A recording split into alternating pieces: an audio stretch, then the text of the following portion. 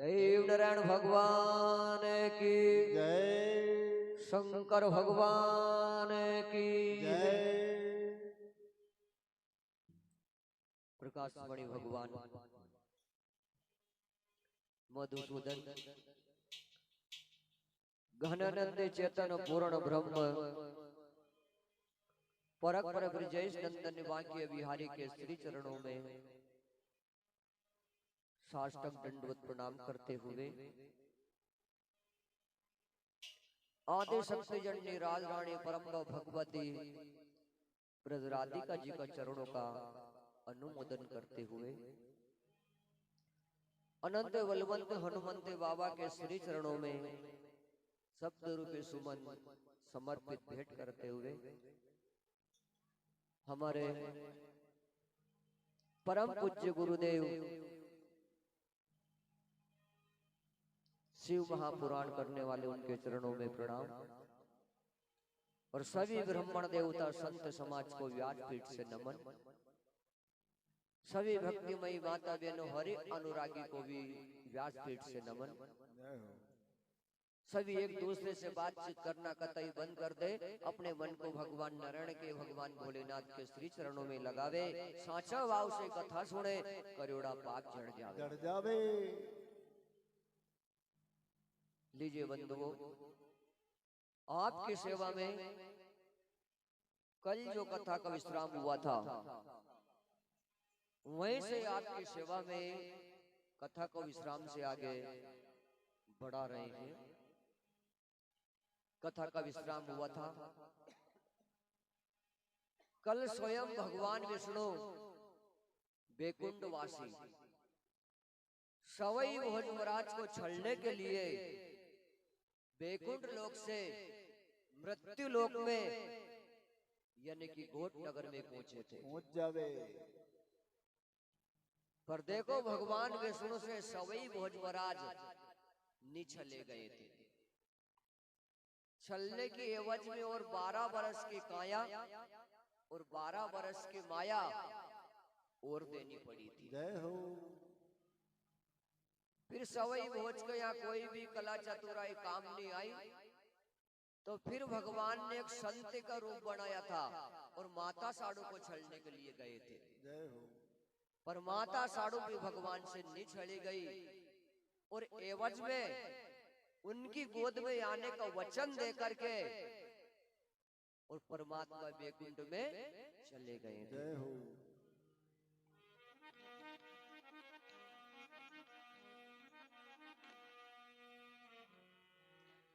दूध पता सा पिया साड़ू से ये पिया और दीनों यूं वरदान वरदान चतुर्भुज रूप में दर्शन देकर हरि हो गए अंतर ध्यान, हो गए अंतर ध्यान।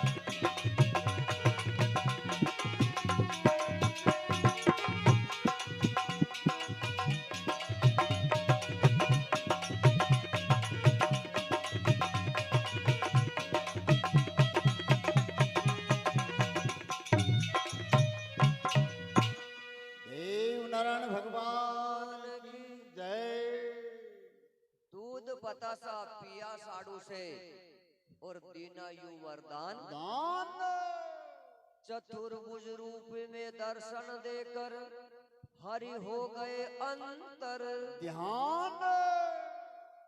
आज भगवान ने माता साड़ू के हाथ से दूध बतासा का पान किया और स्वयं उनकी गोद में आने का वचन दे करके अब देखिए भगवान वापस वैकुंठ लोक में पहुंच जावे। अब यह भगवान विष्णु की कचेरी लगी। सभी देवी देवता कचेरी में एकत्रित हुए।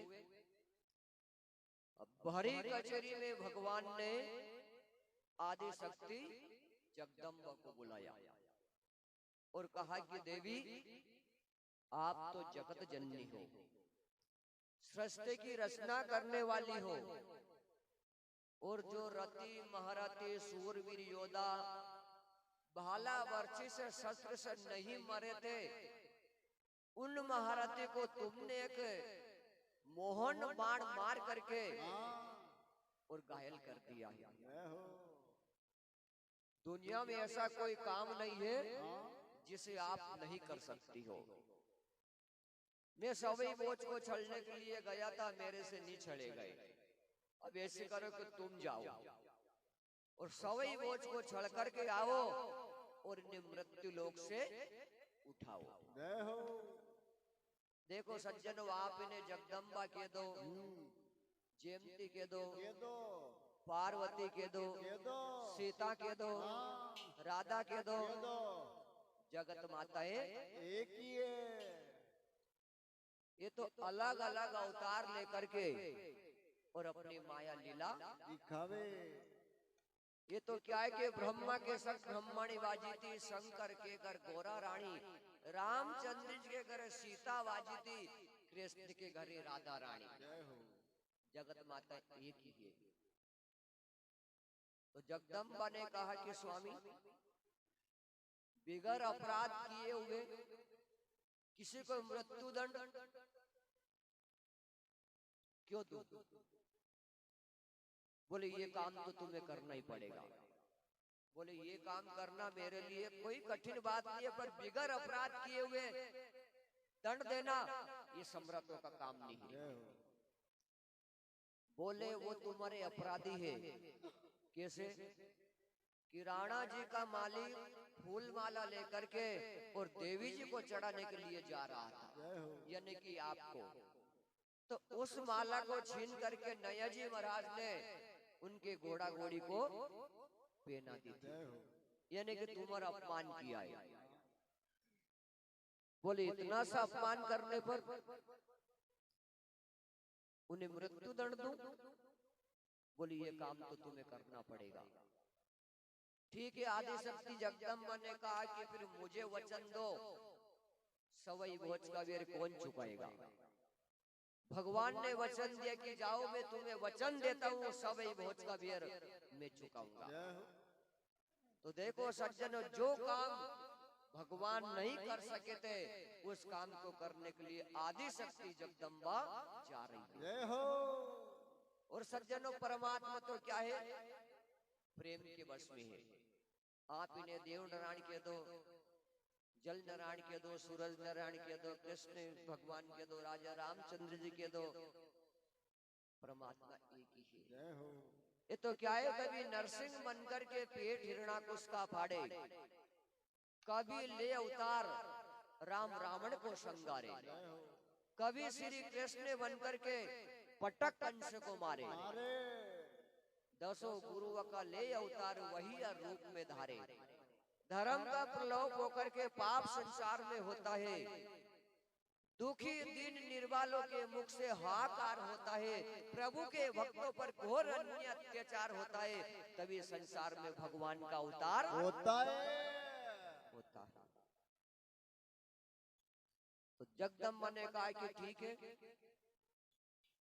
सवई बोझ को छलने के लिए मैं जाऊंगी, पर मेरे को पता बताओ किस जगह जाकर के अवतार लूंगी। भगवान विष्णु कहने लगे,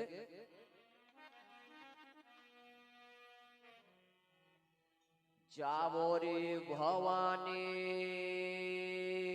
अबे मृत्यु लोक में, ये जावो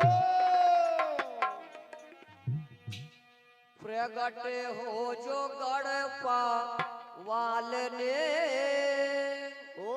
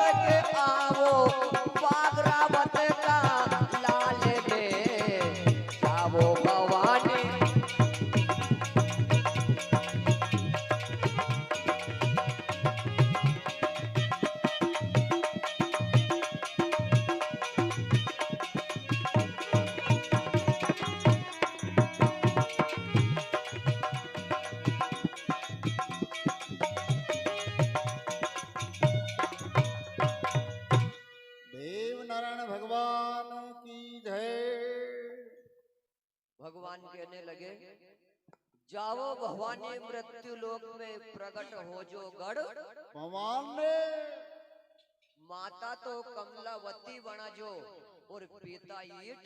भगवान ने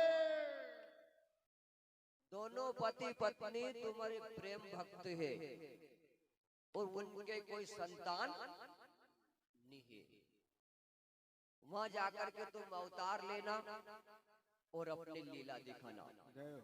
माता तो रानी कमलावती बना जो और पिता ईट भगवान ले। ठीक है।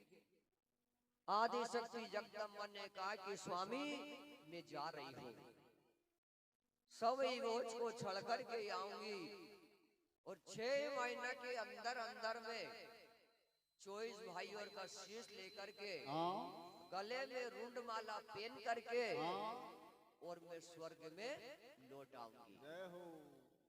देखो जगदम्बा ने 6 महीना का कॉल करार किया कि 6 महीना के अंदर अंदर में 24 सूरमर का शीश लेकर के और वापस स्वर्ग में आ जाऊंगी। जय हो।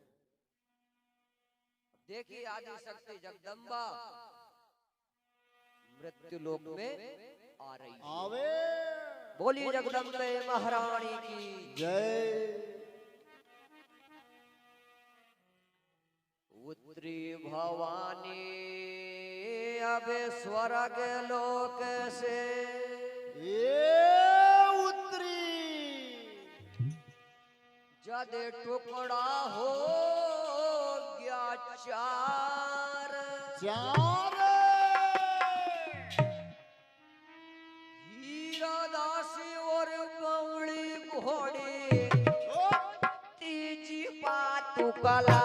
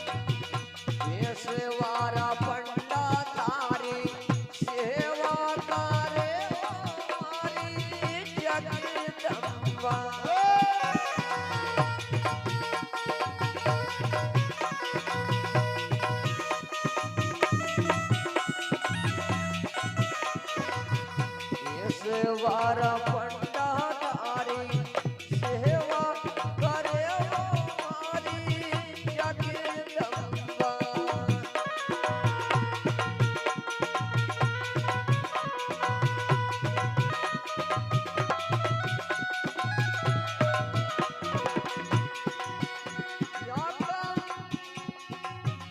ऊंचा ऊंचा उड़े ये निशान ज्वाला मारी जगदम्बा।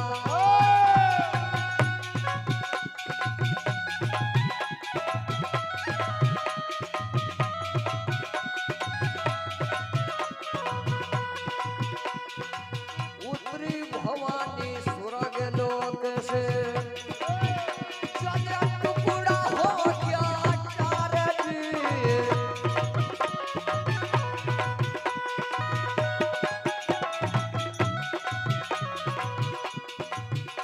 अबे काला तो बतावे कि भवानी आज जी।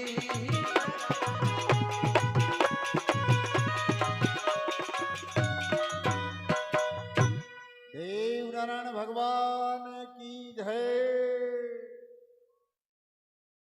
उतरी भवानी स्वर्ग लोक से जदे टुकड़ा हो गया चार। चार हीरा दासी बावली घोड़ी तीजी पातू कलाल चौथी भवानी आप कहाई थी भक्तों की आधार। आधार। यो मतलब नहीं कि चार टुकड़ा हो गया था, यानी कि चार अंश से प्रकट हुई। हीरा दासी बावली घोड़ी पातू कललन और स्वयं जगदम्बा। सज्जनों, हीरा दासी भी कोई साधारण दासी नहीं थी, ये शक्ति थी। और बावली घोड़ी को चावंड के अवतार बताया गया है। और पातू कललन ये भी कोई साधारण नारी नहीं थी। इसके यहाँ मत के 4 तालाब भरे हुए थे, रंजगन सावन भादु। और इंद्र के घर जल बीतता था तो पातू कललन की दुकान में मद बीतता था। जय हो। और स्वयं जगदम्बा की लीला को तो कोई बखान ही नहीं सकते। जय हो।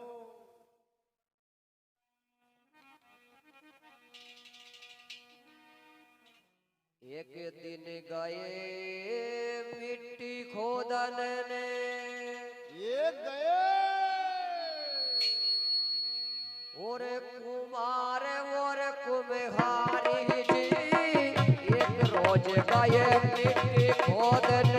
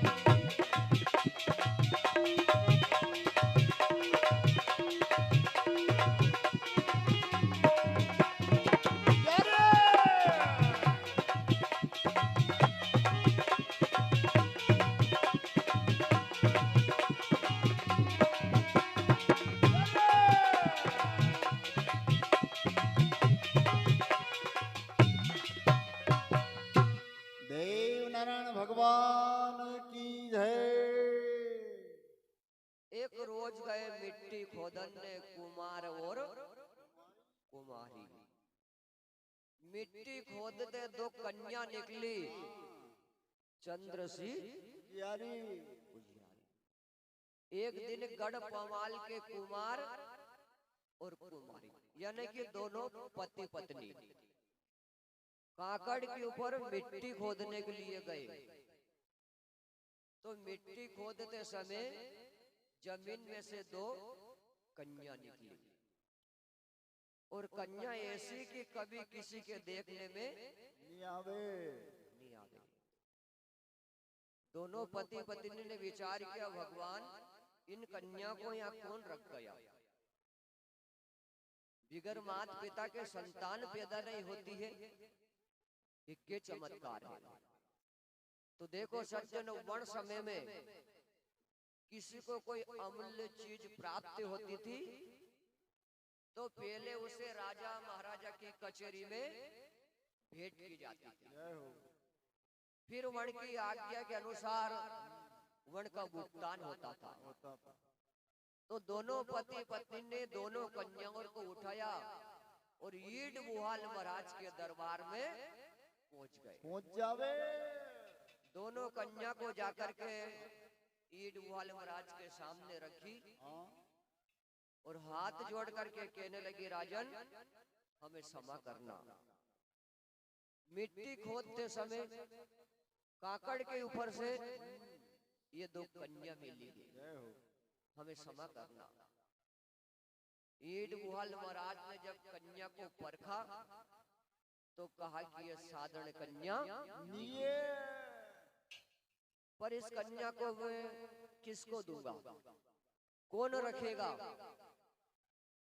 इस कन्या को मैं रखूंगा। तो देखो जगदम्बा जयंती को रानी कमलावती को संभाला दी, हीरा दासी चंद्र कोट्याली ने संभालाई। अब हीरा दासी और जगदम्बा एक ही जगह रहे साहब, एक ही जगह खेलना कूदना, एक ही जगह बड़ी हुई।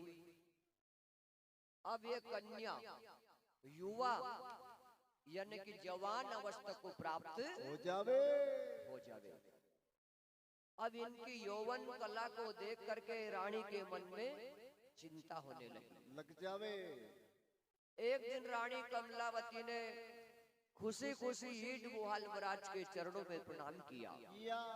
हाथ जोड़ रानी कमलावती कहीं जवाब करे और कहीं ईड बुहाल महाराज सुने।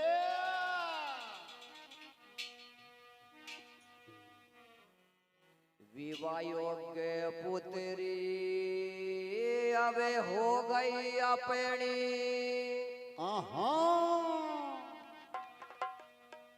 अबे नहीं राखण में सार।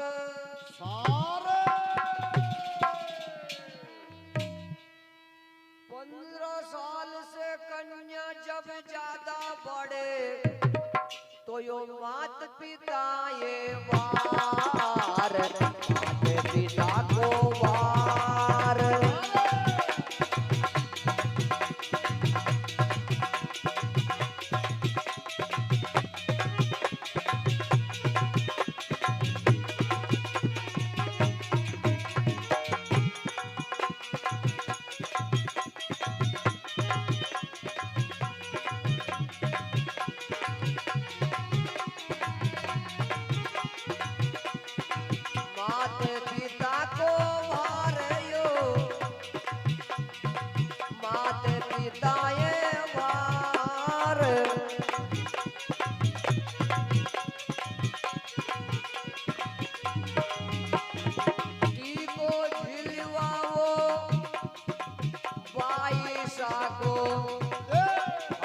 भालो ठिकानो विचार,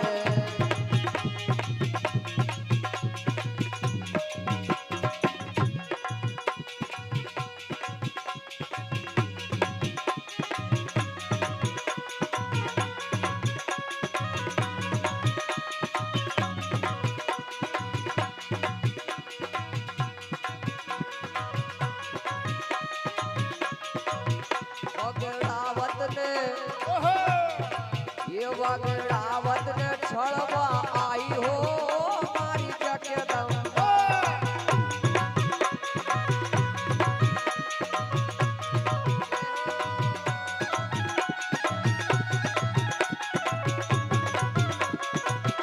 देखो ऐसा बताया है, यदि सत्संग कथा में ताली बजले वन के फिर बुढ़ापा में हाथ नहीं दूजे और ठंड यदि आप ताली बजाओगी तो आप ठंड भी नहीं लगेगी, नींद भी नहीं आएगी।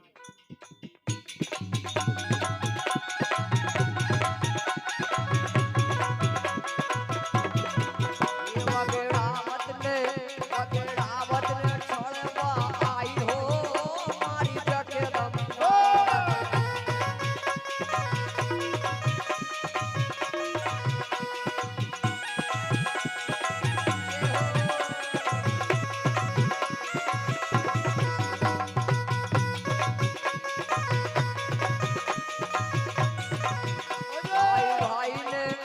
भाई भाई ने लड़ा